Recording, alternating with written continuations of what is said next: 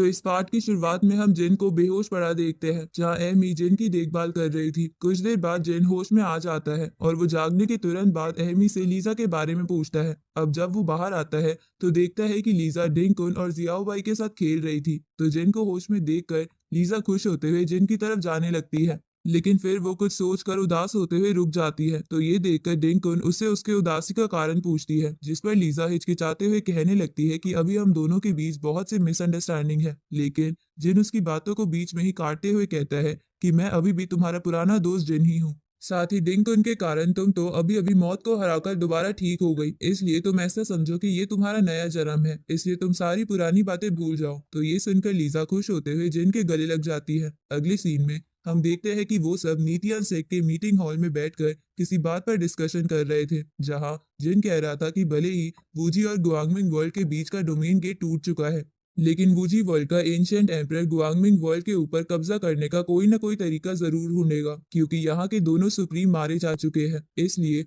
अब हमें ही गुआंगमिंग वर्ल्ड को बचाने का रास्ता ढूंढना पड़ेगा। तो ये सुनकर यू यू जिन से कहता है कि मास्टर, लेकिन आप तो अभी बस एक सुप्रीम के लेवल के बराबर ही पहुंचे हो, ऊपर से एंसेस्टर हुआ भी रिकवर नहीं हुए हैं, तो आखिर हम एंशिएंट एम्परर का मुकाबला कैसे कर पाएंगे। तभी लीजा उन सभी को बताती है कि जिंग होंग सेक के पैलेस के नीचे एक अंडरग्राउंड एरिया है, जहां पर एक रिजर्वेशन पूल मौजूद है, जिसे शी क्लैन के एंशिएंट एम्परर की रिकवरी के लिए बनाया गया था। पर अब उससे सीनियर हुआ जल्दी रिकवर हो सकते हैं। तो ये सुनकर जेन लीजा से पूछता है कि क्या तुम हमें उस जगह तक लेकर जा सकती हो, लेकिन अगर तुमने ऐसा किया तो इसका मतलब होगा कि तुम अपने क्लैन के साथ गद्दारी करोगी, इसलिए तुम सोच समझकर अपना फैसला बताना। इस पर लीजा उससे कहती है कि अगर इस वर्ल्ड का फ्यूचर पीसफुल बनाने के लिए मुझे क्लैन को धोखा देना पड़े तो मैं उसके लिए तैयार हूँ। ऊपर से मेरे लिए तुम्हारी हेल्प करने से ज्यादा कुछ भी इम्पोर्टेंट नहीं है। तो ये सुनकर जिन लीजा की तारीफ करने लगता है, लेकिन तभी डिंकुन उसे रोकते हुए कहती है कि बस बस, आपने पिछले कुछ घंटे में ही लीजा की बहुत तारीफ कर ली है, अभी ये काम छोड़ के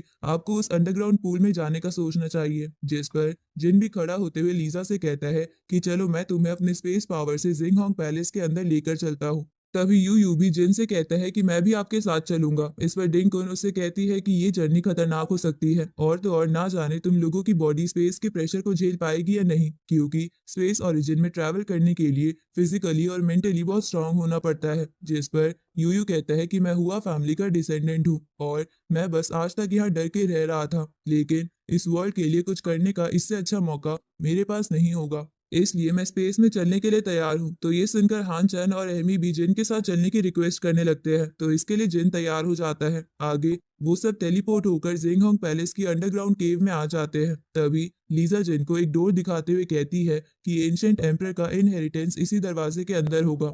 उसी वक्त जिंग होंग स्वॉर्ड सेक का एल्डर उनके ऊपर अपनी तलवार से हमला कर देता है, लेकिन जिन उसके अटैक को रोक लेता है। इसके बाद वो एल्डर लीजा को ताना मारते हुए कहता है कि तुम तो एक ट्रेटर हो, जो हमारे दुश्मन को इतने सीक्रेट पैलेस पर लेकर आ गई, इसलिए अब तुम एंशिएंट एम्परर के इनहेरिटेंस को लेने के काबिल नहीं हो। लेकिन जिन उसे डिंक उनका फर्नेस देते हुए कहता है कि तुम इन लोगों की बातों पर ध्यान मत दो और गेट ओपन करके अंदर जाओ, इन लोगों को मैं संभालता हूँ। तो ये सुनकर लीजा वहां से डिंक उनके साथ चली जाती है। तो उसके जाने के बाद उनमें से एक एल्डर जिन से कहता है कि हम लोग जानते हैं कि हम तुम्हें नहीं हरा सकते, लेकिन हम उस धोखेबाज लीजा की तरह नहीं हैं जो अपने क्लैन से गद्दारी करे, इसलिए अगर हमारी जान भी यहाँ चली जाए, लेकिन फिर भी हम तुम्हें रोकने की पूरी कोशिश करेंगे। इस पर जिन उसे कहता है कि अगर तुम लोगों को मरने का इतना ही शौक है तो वूजी वर्ल्ड के साथ फाइट क्यों नहीं करते, जो कि अब गुआंगमिंग वर्ल्ड को तबाह करने की प्लानिंग कर रहा है। तभी यू भी उन सबसे कहता है कि तुम्हारे सुप्रीम के कारण इस वर्ल्ड के दूसरे सेक्ट वालों का डेवलपमेंट रुक गया था, जिसके कारण नतीजा ये हुआ कि गुआंगमिंग वर्ल्ड बहुत कमजोर बन चुका है, और मेरे एंसेस्टर जो कि गुआंगमिंग वर्ल्ड के टैबू बन चुके हैं, अगर उन्हें रिवाइव कर दिया जाए तो हम वूजी वर्ल्ड को हरा सकते हैं।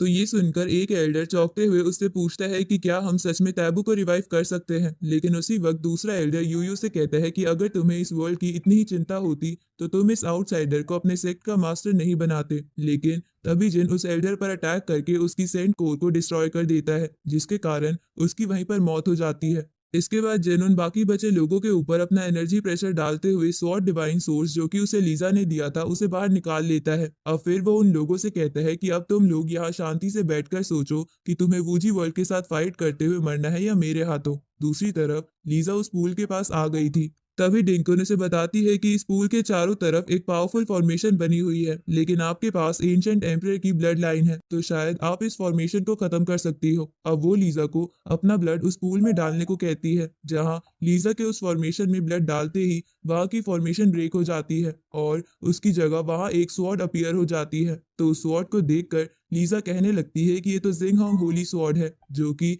एंशिएंट एम्परर का इनहेरिटेंस है। इधर बाहर जमीन हिलने लगी थी, जिसे देखकर यू यूजेन से कहता है कि यहाँ कोई पावरफुल कल्टीवेटर आ रहा है। उसी वक्त उन लोगों के ऊपर थंडर स्ट्राइक होने लगती है, लेकिन सही समय पर जेन शील्ड बनाकर एमी, यू और हैन चैन को बचा लेता है। इसके बाद वहाँ एक ओल्ड मैन आते हुए जिन से कहता है कि तो तुम ही हो जियामू वर्ल्ड के जिन, जिसने हर वर्ल्ड को परेशान कर रखा है।